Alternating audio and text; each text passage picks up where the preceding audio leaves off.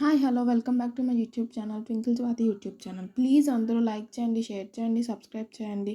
And ఏమైనా wrongs ఉంటే comment చేయండి ప్లీజ్. నేను నేర్చుకుంటాను ఎందుకంటే ఐఎమ్ న్యూ బిగినర్ కాబట్టి. ఇంకా ఓటింగ్ విషయానికి వస్తే 8వ వారం ఈవినింగ్, సెకండ్ ఈవినింగ్ ఎవరెవరు ఎక్కడే పొజిషన్స్లో ఉన్నారో చూద్దాం. ఎప్పటిలాగే ఫస్ట్ ప్లేస్లో తనూజ ఉంది. తనూజకి 27% ఓటింగ్ పోల్ అవుతుంది.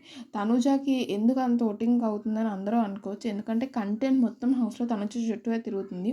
ఈ బయట ఉన్నోళ్ళైనా లోపల ఉన్నారైనా తనూజ తనూజ తనూజ అందరూ తనూజ చుట్టూ ఉన్నప్పుడు కంటెంట్ ఎక్కడుంటే అక్కడే కదా ఓటింగ్ ఉంటుంది. సో అందుకే ఎప్పుడు ఈ వారం కూడా తనూజయే ఫస్ట్ ప్లేస్లో వెళ్తుంది. ఇంకా వచ్చే వారాల్లో ఏమైనా చేంజెస్ వస్తేమో చూద్దాం. ఇంకా సెకండ్ ప్లేస్లో ఉన్నది పవన్ కళ్యాణ్. పవన్ కళ్యాణ్ది ఎక్కడో ఈ వారం కంటెంట్ ల్యాగ్ అయింది. కానీ నిన్న తను శ్రీజ కోసం తీసుకొని పార్షియల్గా మాట్లాడలేదు.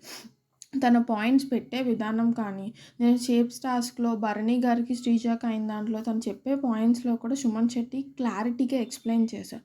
అంతేకాని శ్రీజ నా ఫ్రెండ్ సో ఇలా పార్షియల్గా ఉండాలని మాత్రం తను అనుకోలేదు. సో అలాంటి బిహేవియర్ చూస్తే ఆడియన్స్ కనెక్ట్ అవుతారు కాబట్టి తను ఈ వారం సెకండ్ ప్లేస్లో ఉన్నాడు. తను 24% ఓటింగ్ పోల్ అవుతుంది. ఇంకా మార్నింగ్ చెప్పాను పవన్ కళ్యాణ్ ప్లేస్ని ఎక్కడో డీమాన్ పవన్ కంపేర్ చేస్తారని, కానీ అవ్వదు. ఎందుకంటే రితు చౌదరి కోరుండి తగువులు పెట్టి రెచ్చగొట్టి కోరుండి వాళ్ళే తగువ పడతారు. తగువకైనా వాల్యూ ఉండాలి కదా, మళ్ళీ వెంటనే కలిసిపోతే వాటికి ఏముంటుంది, చిరాకు వస్తుంది. సో అలా పదే పదే జరుగుతూ ఉంటే తనకి ఇప్పటికీ ఆ రీతు చౌదరి డెమోన్ పవన్ విషయంలో ఎప్పుడూ నెగిటివిటీ ఉంది.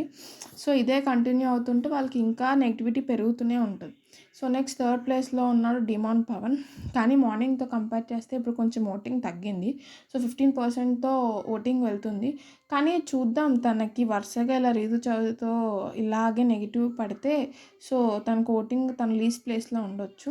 మీ అందరికీ ఏమనిపించింది డిమాన్ పవన్ తోయడం రైటా రాంగా? అయినా రైటా రాంగ్ ఏంటి, తనకే రాంగ్ అనిపించినప్పుడు మనం డిస్కస్ చేసుకోవడం వేస్టే. బట్ నాగార్జున గారు ఏమంటారో చూడాలి. ఇంకా ఫోర్త్ ప్లేస్లోని సంజన గల్రాని ఉంది. సంజన ఈ వారం ఖచ్చితంగానే సేవ్ అవుతుంది. ఎందుకంటే తనకు ఆబ్వియస్లీ ఇమాన్యుల్ ఓటింగ్ ఉంది కాబట్టి సంజన ఈ వారం ఎలా అయినా సేవ్ అవుతారు. కాకుండా ఆవిడ స్ట్రెస్లోనో దేనికో కానీ ఆవిడకి పదే పదే పదే నెగిటివ్ కంటెంట్ పడుతుంది. సో దానివల్ల ఆవిడ చెప్పలేము. ఇమాన్యుల్ కానీ ఓటింగ్కి వస్తే ఆవిడ ఓటింగ్ స్టాండర్డ్స్ ఏంటి అన్నది అప్పుడు తెలుస్తుంది. సో నెక్స్ట్ స్టాండర్డ్స్ అని వాడొచ్చులే, ఆవిడే వాడినప్పుడు మనం వాడకూడదా, ఇట్స్ ఓకే. నెక్స్ట్ ఇంకెవరు ఉన్నారు? నెక్స్ట్ ఫిఫ్త్ ప్లేస్లో ఉన్నాడు గౌరవ్ గుప్తా. గౌరవ్ గుప్తాకి ఓటింగ్ లేకపోయినా కంటెంట్ లేకపోయినా దివ్య మాత్రం గౌరవ్ గుప్తా నేను ఉన్నాను కదా నేను లేపుతా అని మీకు అనిపించిందా? గౌరవ్ గుప్తాకి తెలుగు రాదు, కంటెంట్ లేదని కోరుండి దివ్య గౌరవ్ మీద కావాలని తను పెత్తనం చలాయించింది. తను అంత అడిగిన దాంట్లో ఏం లేదు, కానీ తను మాత్రం గౌరవ్ నువ్వు నామినేషన్స్లో ఉన్నావు నేను లేపుతా అన్నట్టు నాకైతే అనిపించింది. మీకేమనిపించిందో please comment. And next Ritu చౌదరికి గౌరవ్ గుప్తాకి దగ్గర ఈక్వల్ ఓట్స్ పడుతున్నాయి. సో గౌరవ్ గుప్తా మార్నింగ్ చెప్పినప్పుడు ఓటింగ్ తక్కువ ఉంది, కానీ ఇప్పుడు మాత్రం గౌరవ్ గుప్తాకి ఓటింగ్ పెరిగింది. కొంచెం రీతు చౌదరి గౌరవ్ గుప్తా సేమ్ ఓటింగ్ పడుతుంది. తన టాస్క్స్ ఆర్ వాట్ ఎవర్ నేను మార్నింగ్ పాయింట్స్ కరెక్ట్గా పెడుతుంది అవన్నీ చెప్పాను, కానీ తను నిన్న తగువకి యాక్చువల్లీ తను వెళ్ళి డిమాన్ పవన్తో మాట్లాడకుండా ఉండుంటే ఎక్కడో తనకు సింపతి యాంగిల్ పెరిగే నోట్స్ పడేవి. బట్ మళ్ళీ తనే వెళ్ళి తినిపించడం దానివల్ల జనాలకు కొంచెం క్రింజ్ అనిపించిందేమో, అందుకే తన కోట్స్ మాత్రం పడట్లేదు. సో తన కోట్స్ అయితే మార్నింగ్తో కంపేర్ చేస్తే ఇప్పుడు కొంచెం తగ్గాయి. సో తన ఫ్యాన్స్ ఎవరైనా ఉంటే హర్ట్ అవ్వకండి. బట్ ఎవరైనా రీతు చౌదరికి ఇష్టం ఉంటే ఓట్స్ వేసుకోండి, she's in danger zone. And Gaurav Gupta కూడా ఫ్యాన్స్ ఉంటే గౌరవ్ గుప్తా ఫ్యాన్స్ కూడా ఓట్స్ వేసుకోండి, he's also in danger zone. ఇంకా last 2 places Ramu Rathod and Madhuri. So maximum ఎలా అనుకున్నా ఈ వారం రాము రాథోడే వెళ్ళిపోతాడు.